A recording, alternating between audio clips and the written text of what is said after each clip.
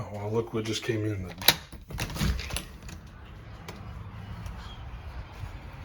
Yeah.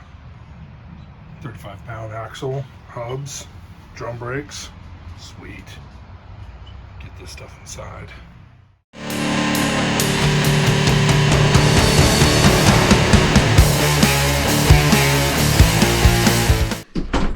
Okay, so I've got my axle and my suspension, so I'm ready to start on the next step of the trailer.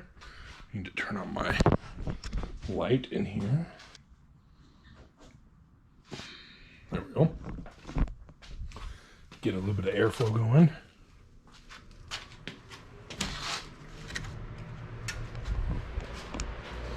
So my leaf springs are here, and then shocks, and then all my mounting hardware is in there.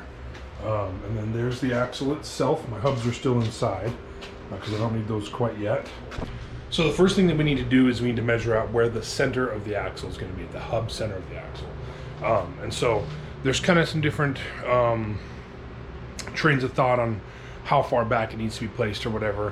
One method, if you're building your own trailer, that I've seen some people say online, is that the wheelbase from the end of your tongue to the hub center should be the same or close to the same as the wheelbase of the vehicle that you're towing with.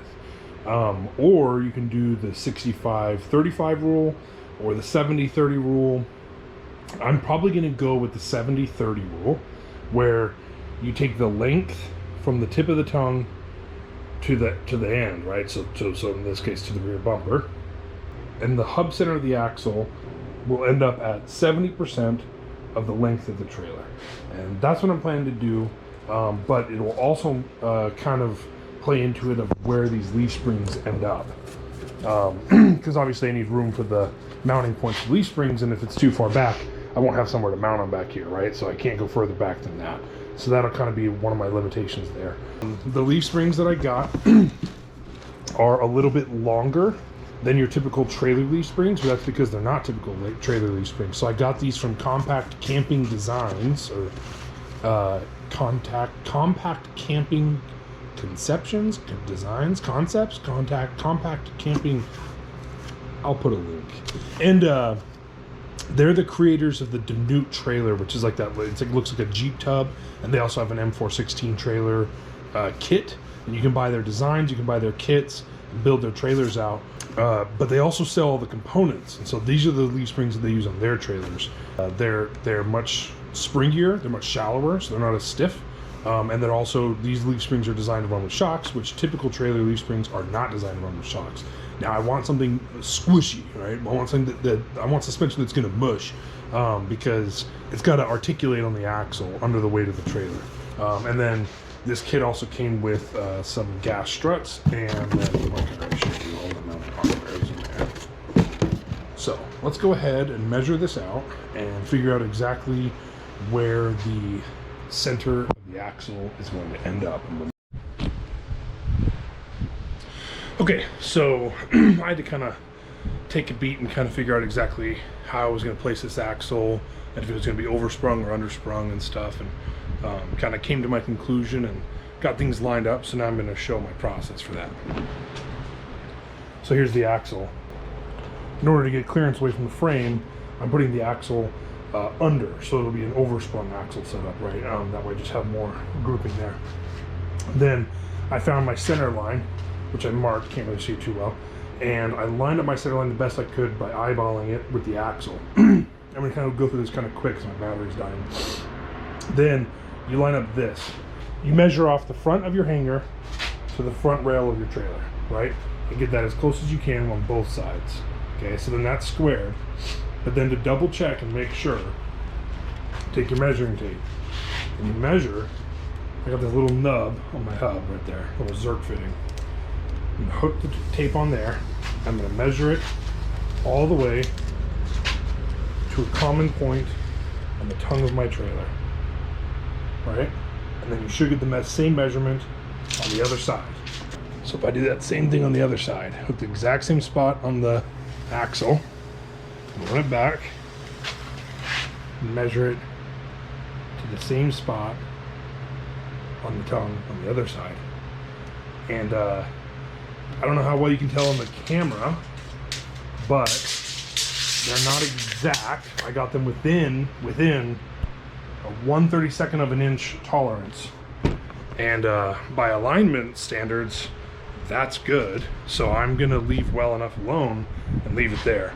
So then the next step will be to just tack on these front shackles, which I'm not gonna do tonight because it's getting late. But I just need to tack on those front shackles, and that's why I've got this clamped down hard, so that that doesn't move around.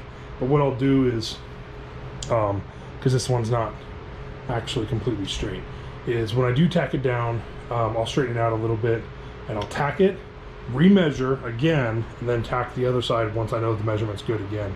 I literally was getting down into like, just kind of like with my thumb, just pushing the hanger just a little bit. Like I literally need to move it 1/64 of an inch, you know? And that's a hard thing to do with your micrometer. So I'm gonna clamp down this side. And these are definitely welding approved clamps. I don't know if you can tell. You should always use plastic clamps when welding. It's a joke. I'm using what I have.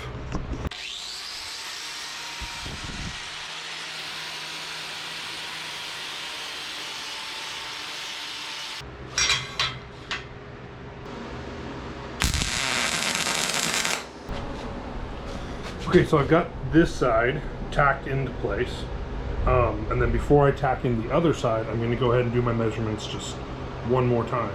Then I'll probably tack it in a couple more spots so that it won't bend up or move, and then I'll move on to the rear shackles, which I just need to set the angle of the shackles in relation to where the hanger is going to be, and then tack those into place and make sure they're squared up, and then the axle's set. If there's any sort of mistake made on the frame of the trailer, this is where it's corrected, is in the placement of the axle, right? The axle is how it's going to track down the road. As long as the axle is squared with the tongue and the towing vehicle, it will track. Your tires won't wear out prematurely. I mean, you might still have some uneven wear patterns, can't guarantee that. But this is where you fix the imperfections in the frame of the trailer. So get this as close as possible. As far as the distance for my hub center, my axle, because we were talking about that, I kind of went with, I'm probably at more like 75% because I just wanted the tires a little bit further back than what they were going to be if I went with the 70% rule. Because my tongue is pretty long, if I would have put my hub center at 70%, it would have put my hub center right about here, which is pretty much midway on the trailer. And I wanted it behind the midway point. So right where it's at, it's about 32 inches from the rear bumper, which probably puts it around like, it's like 74% or something like that. It's some ridiculous uneven number. But I'm also accounting for the size of tire that I'm going to be putting on here. I'm going to be putting 32s on it. It's on 16-inch rims. So that'll put the back of the tire about here, right?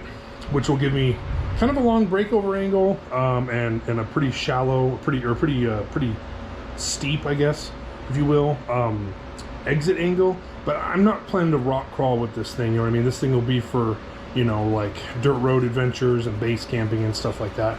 I just want it to be off-road capable, because sometimes you can't predict the conditions of the roads that you're on, right?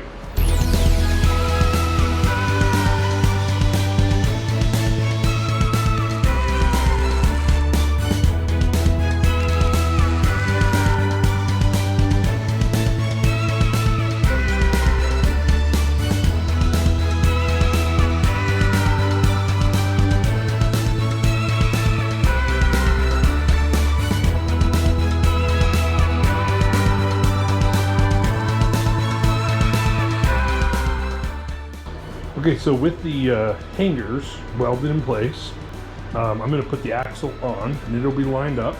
And then what we're going to do is we're going to see how we're going to line up the shocks that I have. So I have the shock mounting tabs. Things are starting to become a mess in here. I'm probably going to take a day to kind of clean up and rearrange. Probably going to move that table over all that super flammable stuff over there that I'm welding around.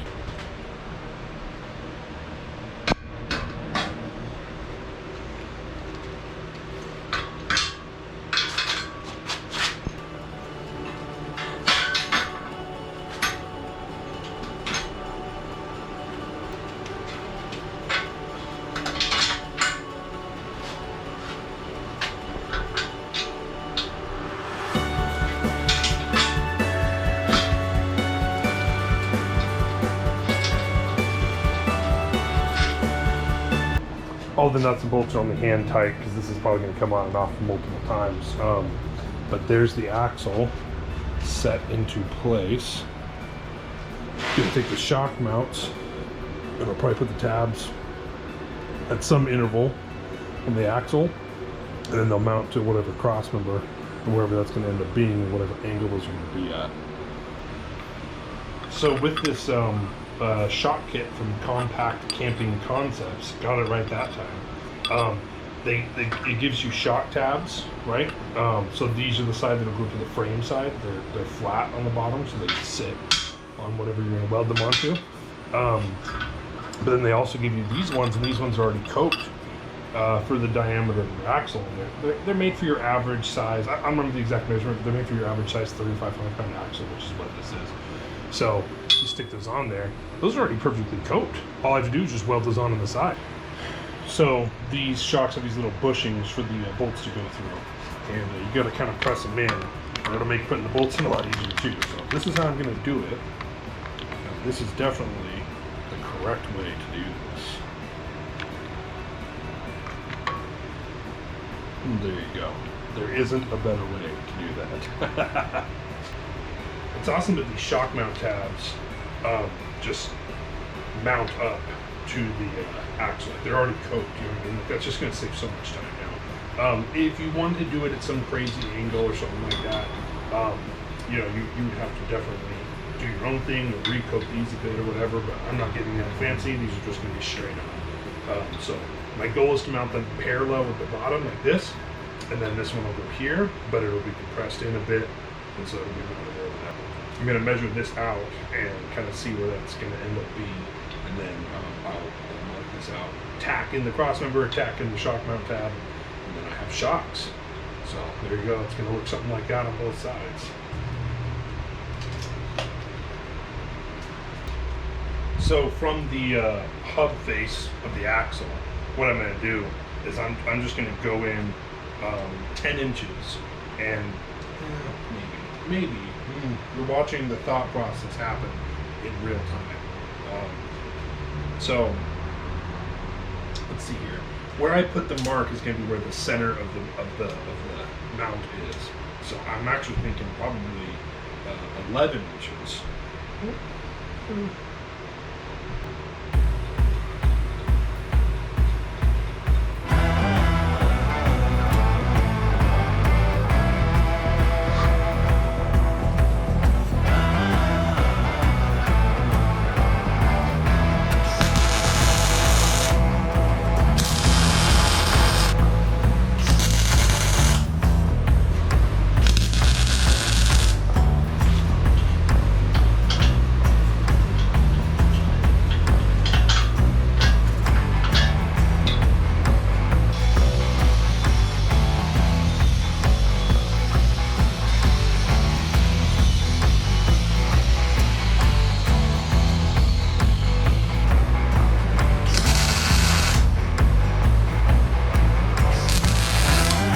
Okay, so there is one shot. I put it at a slight angle just because I wanted the angle of energy transfer, right? To just not be so flat like it was if I put it completely. So it will hang down a little bit lower than the axle, but it's maybe like an inch. And I mean, like, there's so much other stuff there. I mean, you know, it is what that is. I'm not worried about that. So my battery's about to die. I'm not going to record doing the other side. It's going to be the exact same. But yeah, so now I'm going to get the other side done and then move on to the next step. Now, once all of this is done, then I'll have to remove it all again, and that'll be the frame. The frame will be complete once I do the other cross members, and then as well as the gusseting here to the tongue. But then I'll have to remove all this hardware again, and then I'm gonna paint the whole thing so that it's ready for the next step, which will be building the box. Which, you know, right now obviously this is all sitting upside down, so the box will be here. So yeah, so we're getting there. We're getting there. Progress is sometimes slow, but that's okay because we want to make sure we do things right. So there we go.